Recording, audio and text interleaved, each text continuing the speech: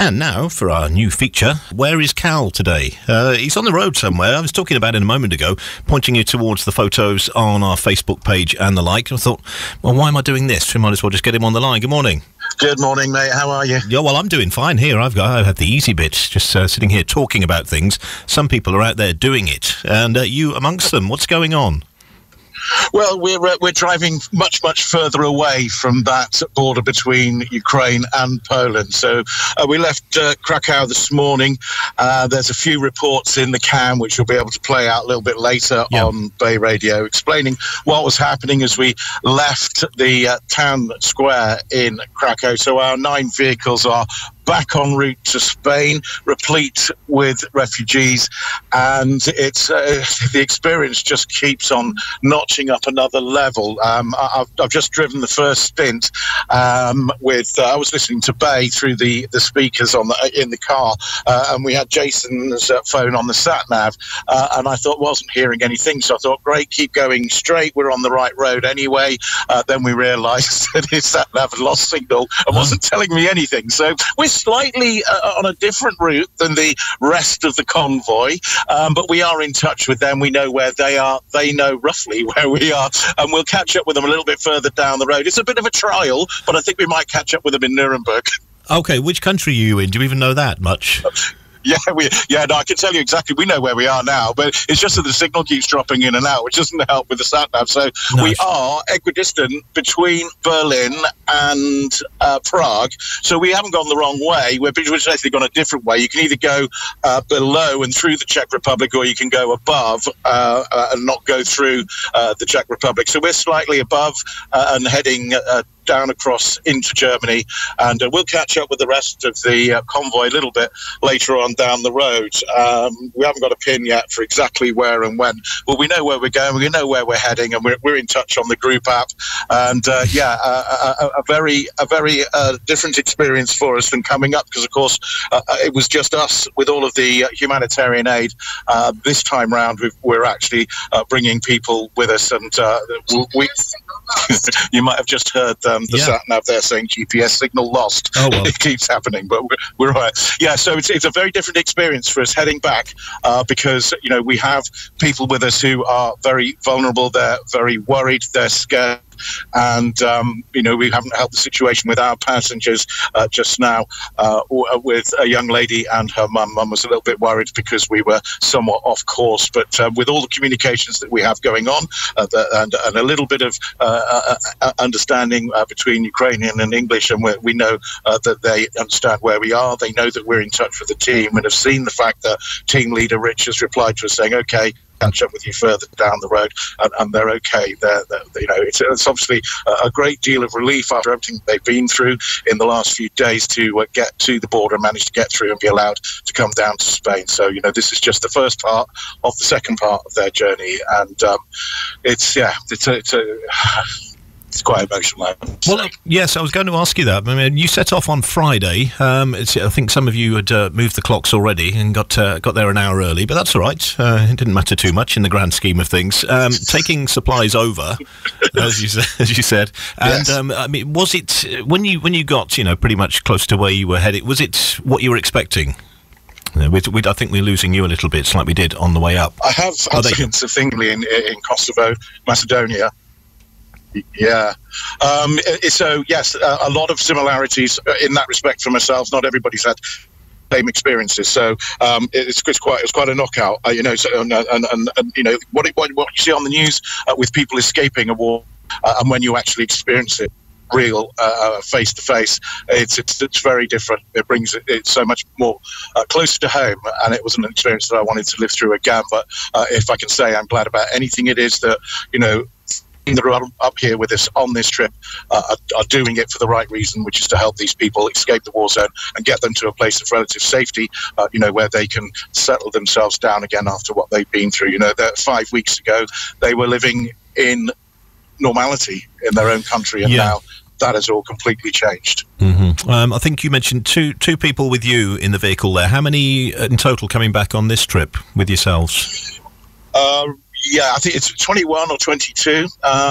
we don't have the same people that we thought we were going to have with us in the first place. There are a number of reasons behind that. One family have COVID, so we can't bring them with us this time. They're safe. They're in a hotel. They will get picked up on the next run. And then we had people arriving all the way through the night. I think the last train came in at about 3 o'clock in the morning. We have no idea how our team leader, Rich, stays awake, because we think we're tired, haven't had much sleep, and we've been busy. Well, he's just doing 10 times more than the rest of us. But so he was up with the team in Krakow coordinating that, and so we have actually come back now with all of the cars, with occupants, and getting people out and getting people to safety. We spoke to him because he did the first one last week. I think it was that on the Friday or Thursday or Friday. We spoke to him, and he said, it's still quite early days for the border area and for everything to be organised and in place. Was it remotely chaotic, or have they got things fairly well organised there?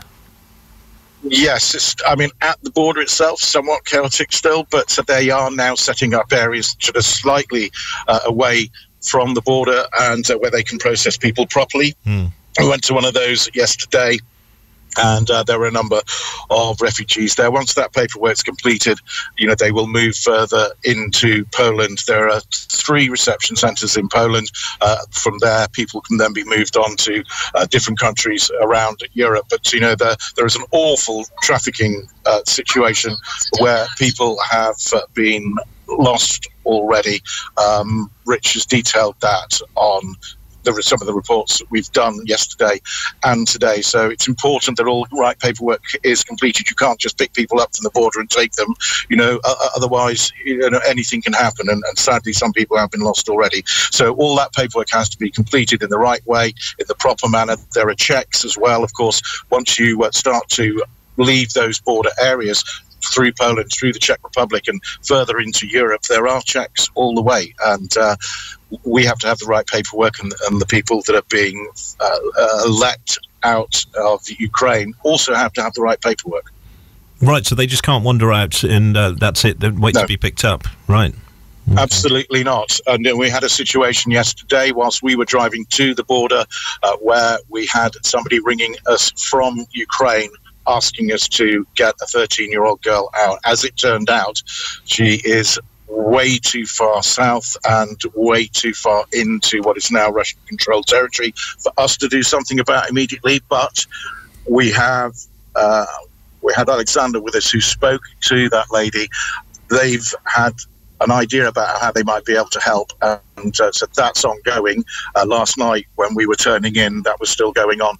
We'll obviously update where and when we can about how that's happening, but there are ways to try and get people to the right area so that we can get them out. So that's just a live situation which continues, but it just highlights the fact that a number of the team were saying, well, why didn't they get her out before? Well, of course, this is where she is quite near to Mariupol, and there's been no way for people to get out of some of those areas in the past couple of weeks, because despite the fact that they've said that there are ways out or there were safe routes, they haven't been safe at all, and there aren't any safe routes out of that part certainly anymore. No, that's actually a good opportunity to give a shout to your interpreters and people helping out. To some of them, it's quite a dangerous thing for them to do, and they're putting themselves at risk and putting themselves out there, but they're doing a great job.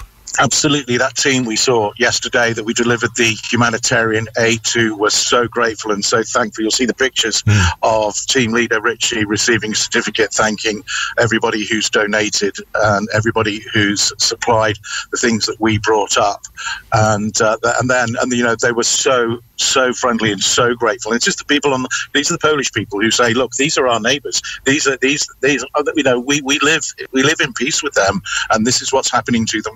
We have to help. And that came across certainly yesterday, and they were very, very keen to show us what's happening, what happens with the aid, and show us why they're doing the job, and hence just going down to the border and going to the refugee centre there where people had literally just come through. It was quite a harrowing experience. Of course, we didn't take any photos or any film of that particular centre. There's a few pictures of camp beds and things, but we weren't taking pictures of the women and children who are in that centre waiting to be allowed out. No, sure. Okay, well done to you and well done everyone involved, and thanks for the reports and all the photos that you could take and send back to us. They're up on our Facebook page.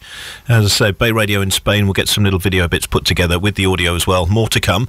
And I dare say they'll catch up with you during the day. Roger in for you later on this afternoon, of course, as you make your way back. He is. Right. Yeah, and like I said, Jason's driving now. I'm around. We're around. You can message us, give us a shout whenever throughout the day, and we'll update you. And next stop, I've got a few more cars to catch up with because we were doing a meet the drivers, a meet the teams feature, and I haven't quite got all 9 yet. We're a few adrift, and I'll catch up with those other guys and get them at the next stop. Okay, and Andy's car's all right, is it? I mean, one of our bosses is out there and leading the line. With Peter Perfect, he was in the Wacky Races queue there out in front. But yes, another one, they've very kindly lent you their gleaming new motor, and you decided to take it into almost into the war zone there. He was a little on edge, but I'm sure it's fine now. He was a little on edge, actually. he was a little on edge about it. So we found a picture on the internet and sent him a picture of a similar car that had been in an accident. However, of course, it wasn't that one, and everything's safe. And so Captain Mannering, as he's named him, Danny, the other owner, he's in his Land Rover Defender, and actually managed to get him to speak. I mean, he never speaks on the radio, but you'll see on one of those reports that I sent in early this morning. He's actually he does speak on that one. We'll hear that a little bit later on Bay Radio. And for the other boss, Andy, who's back at base, we're in your Q3, and it's all fine. Okay, well, getting Danny on to say something. These are exceptional circumstances, and there goes your proof. Indeed.